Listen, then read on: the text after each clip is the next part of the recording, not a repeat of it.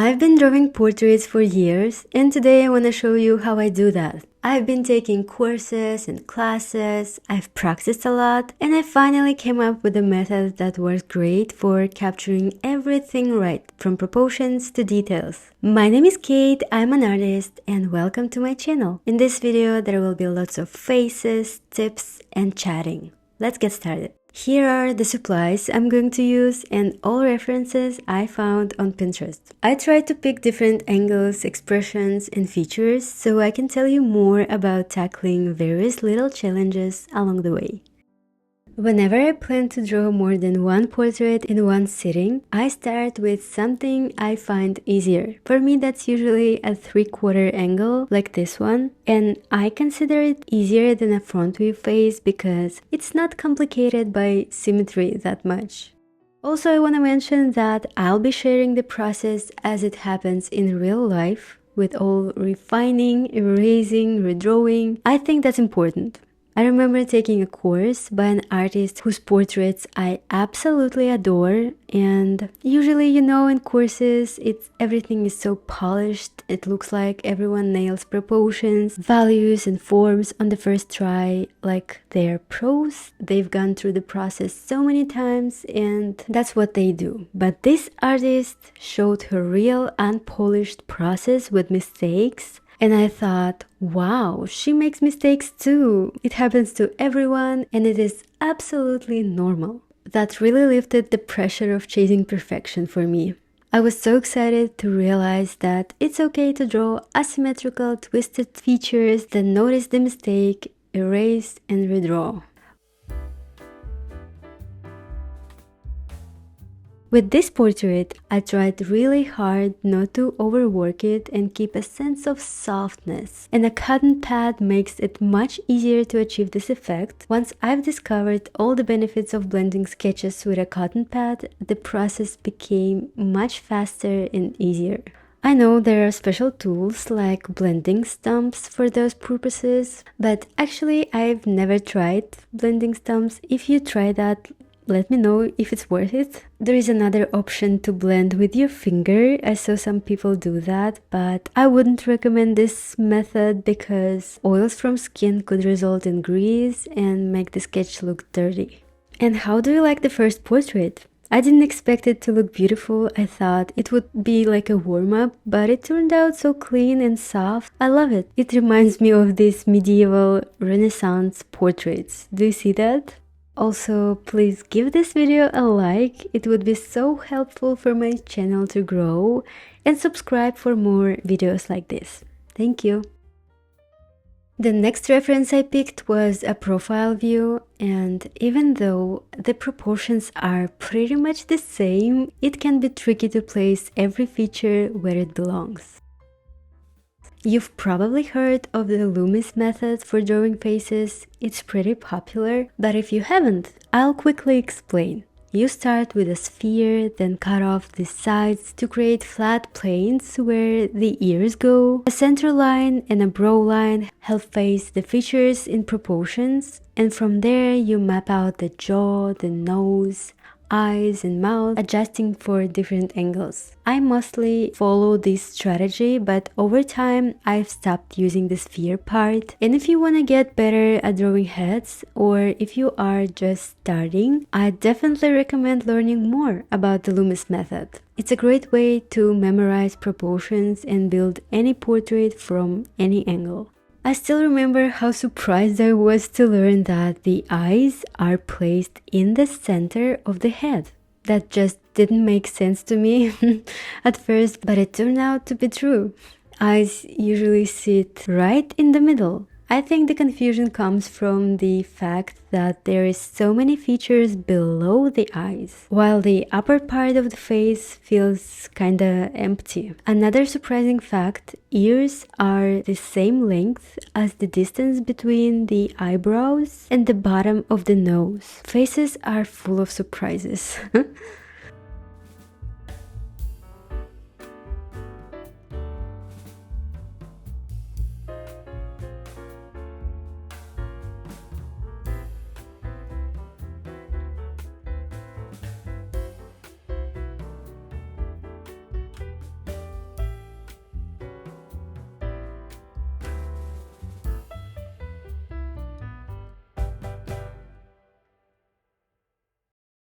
Even though I didn't really capture much likeness from the reference, I think the second sketch turned out pretty nice, with realistic shading and neat hatching.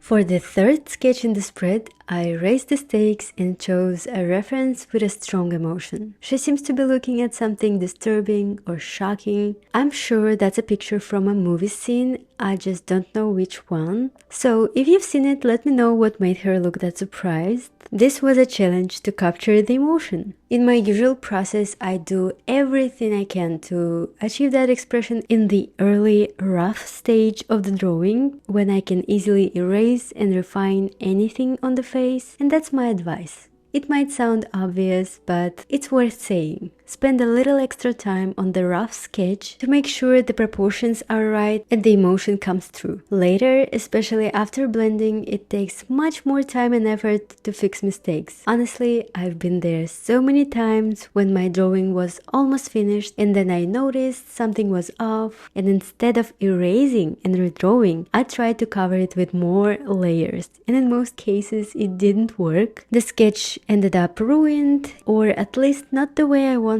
I think you know what I mean. It's worth double checking and fixing anything you can as early as you can. Now I want to talk about hatching and how I use it in my drawings. First of all, I love how it looks. If it's a pencil sketch, I use hatching in most cases. Do you agree it looks amazing? There are a few rules I follow to make it look cohesive and appealing. The first layer of hatching is usually pretty loose and goes in any direction because I'm going to blend it later, so it doesn't really matter what direction you put your hatching in. But when I want the hatching to stay visible, I think more carefully about its direction. One approach is to keep all the lines in the same direction, but what I prefer though is trying to make the strokes follow the form. On a sphere, for example, the hatching gradually curves around the shape. With the face, it's a bit trickier, but I found an easy way to practice. Just search Old Masters face sketches on Pinterest. You might not be into Old Masters art, and that's fine. It's such a quick way to find tons of beautiful sketches with great hatching to use as guidance. Okay, back to my sketch. Do you think I captured the emotion? To me, she looks kinda surprised, but in a positive way, not like the reference.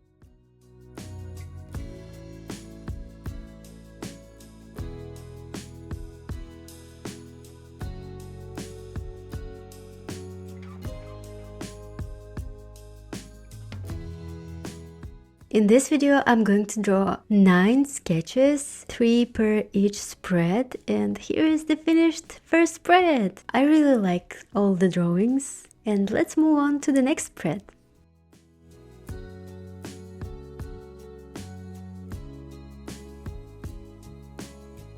For the next spread, I chose this dramatic, cinematic reference with deep shadows, interesting lighting, and also a strong emotion. What I also found interesting was this slight angle.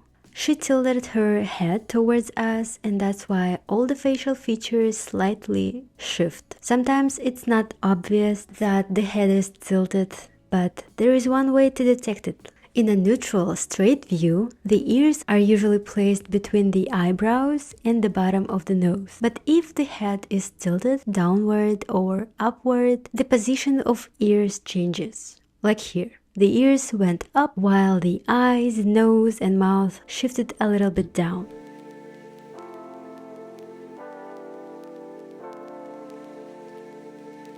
At first, I wanted the drawing to really look like her, but something went wrong and I decided not to focus on likeness, but instead on accurate shading and proportions. But I also blew it because I noticed a little too late that the nose was too short and I should have erased it and redrawn it, but I kept it this way. I cannot say that was a huge mistake, so that was okay.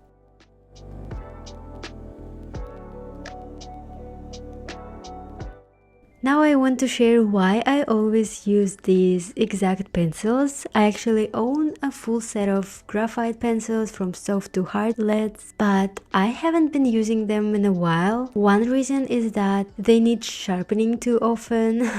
When I first tried this mechanical pencil, I was so excited not to have to sharpen it anymore. I use a Pentel 0.3 with H or HB lead. I couldn't be happier, honestly. For details, I like using a black colored pencil. In my case, it's a Polychromos because it doesn't smudge and it's highly pigmented. Smudging is the biggest problem with graphite pencils. Some artists use a piece of paper or a special glove, but I just rely on these supplies and it works. This Pentel pencil does smudge a little, but nowhere near as much as soft core graphite pencils. Maybe it's the way I hold my pencil. I tend to touch the drawing over and over, so it's important for me to avoid those situations. I'm so curious to know, how do you deal with unintentional smudging? My favorite step when it's time to use the black pencil. That's when the drawing really transforms. I'd also say it's most important to emphasize the eyes in a portrait, so I went over her eyes with the black pencil and look how much better the whole portrait looks. I actually like how the sketch turned out, even though it didn't end up looking the way I planned.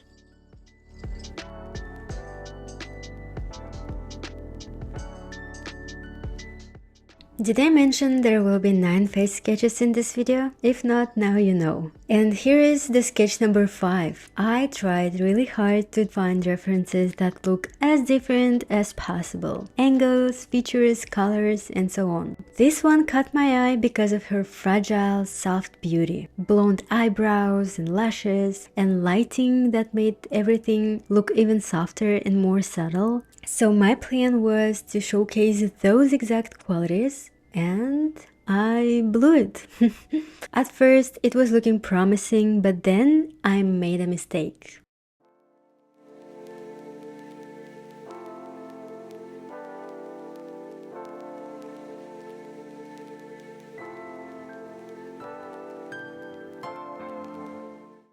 I used the same cotton pad that was already full of pigment from previous blends. The whole point of blending is to build a nice mid-tone and then work up the shadows and highlights. But in this case, the mid-tone turned out too dark for the effect I wanted. And then I almost lost hope in this sketch, but I decided to keep going and be content with whatever result I got. And that's what this practice is about. Each time I draw, I get better. It's not always that obvious because it's not like every next drawing will be better than the last. But from these drawing sessions, we always gain new insights and ideas from the experience. I hope you'll find something helpful in this video. Maybe pick up a little insight from my approach, and sometimes I actually prefer these chatty drawing videos over strict tutorials because they feel more relaxed but still packed with valuable information.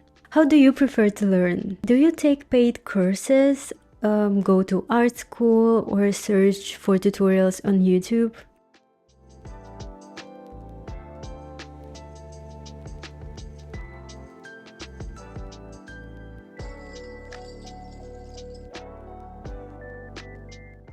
And here's the sketch. It's not that bad. After all, it's just nowhere near subtle and soft.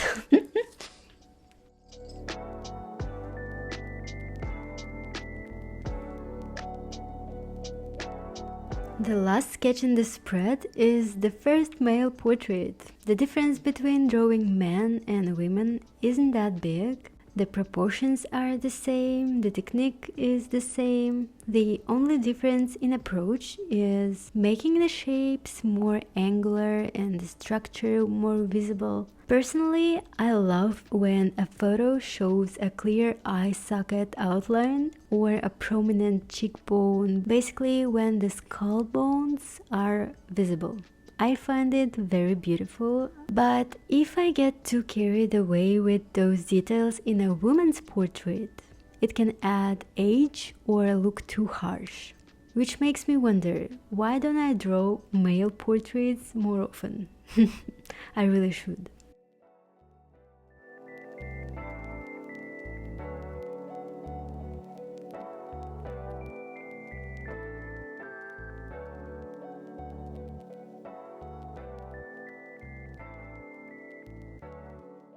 You know why it's easier to sketch with pencil than with paint or any other medium that involves color? Because color can be very distracting. That's why it makes so much sense to invest time in one color drawings before moving on to color.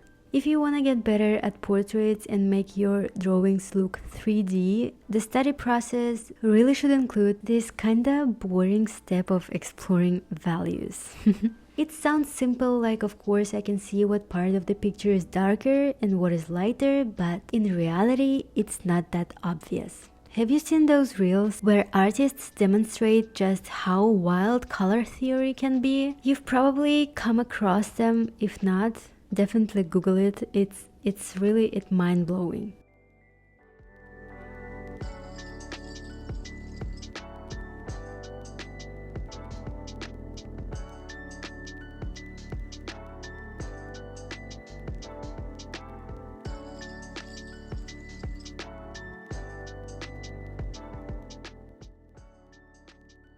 Back to the drawing. I love how it turned out. Now I don't even know which sketch is my favorite, the first one or this one.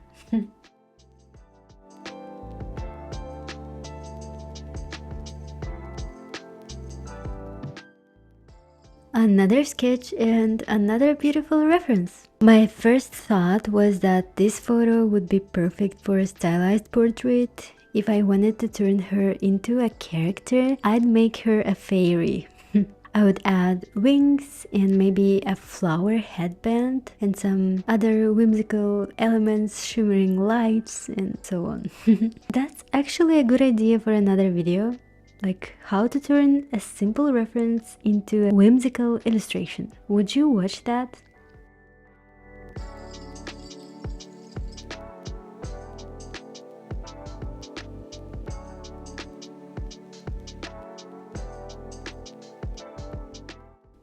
Here's another tip for drawing portraits. Some details you see in a reference should be omitted. As someone who's been doing portrait commissions for years, I've learned that certain details look normal in photos and in real life, but in drawings, they can add age. The most common example is smile lines or nasolabial folds. I hope I pronounced it correctly. It's very common to have a little line or a shadow there, and if it's visible in a photo, I don't copy it exactly in the drawing. I either leave it out or draw it very subtly. And it's not only about making someone look younger. In stylized drawings, those details often look harsh, especially if you draw them as hard lines.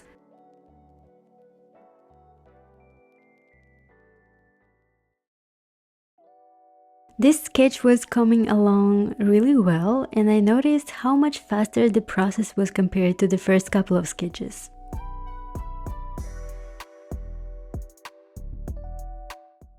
This next reference is probably the best one for face study out of all the ones I used in this drawing session. Because of the strong lighting and deep shadows, she's also squinted her eyes a little, which makes it interesting to draw. At first my sketch looked rather angry, so I had to fix it and stay more truthful to the reference. Sometimes subtle changes like curving the eyebrows a bit more can make a huge difference. In just 2 strokes, a person can go from angry to kind.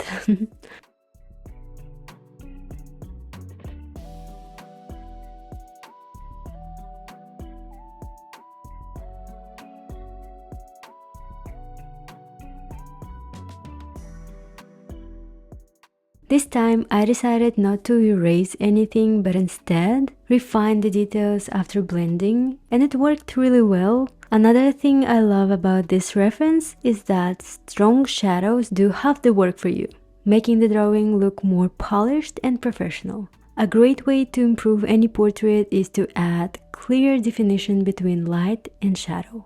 If you want to get better at drawing, I highly recommend practicing with references that have strong defined shadows. It really helps you understand facial structure, and like I said, it just looks more professional. Our eyes naturally notice it. Try this. Next time you see a portrait drawing you love, take a moment to ask yourself what makes it look so good. Chances are defined light and shadow are a big part of it. By the way, I'm curious, how do you usually pick your references? What makes a good reference for you?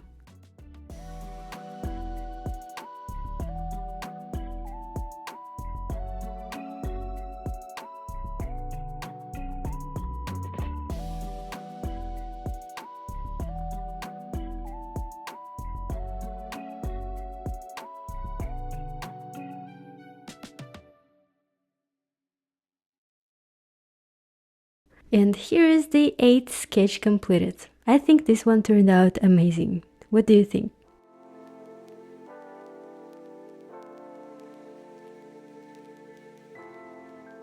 Here is the last reference for today, and I think it's a great one for practice. The light comes from the upper right side, soft and diffused, so the shadows are going to be soft too. There are just a few strong highlights under the right eye, on the nose, and on the lips. I like to map those out at the beginning. For more accurate placement of the features, I measure the space between the eyes and lips and draw imaginary lines between the edges to make sure everything lands in the right spot. I also took a photo a couple of times and flipped it to check symmetry and make sure nothing shifted too much.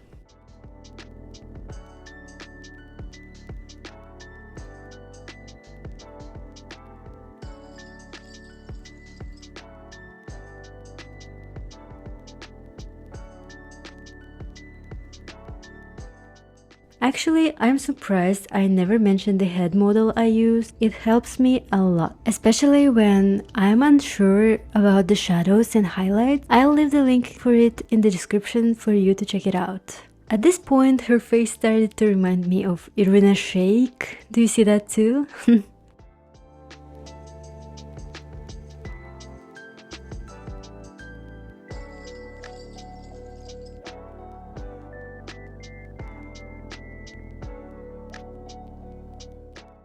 That's it for this portrait practice. As I promised, I shared some tips and walked you through my process. I hope you found something valuable in this video. If so, please let me know what it was. Your likes and comments really help and motivate me to make more videos. Most of the content on my channel is much shorter, like usually it's about 10 minutes, so this one was a bit of an experiment. If you watched until this point, thank you so much. I hope it inspired you to draw something and bring more creativity and art into your daily life. See you soon in the next video. Bye bye.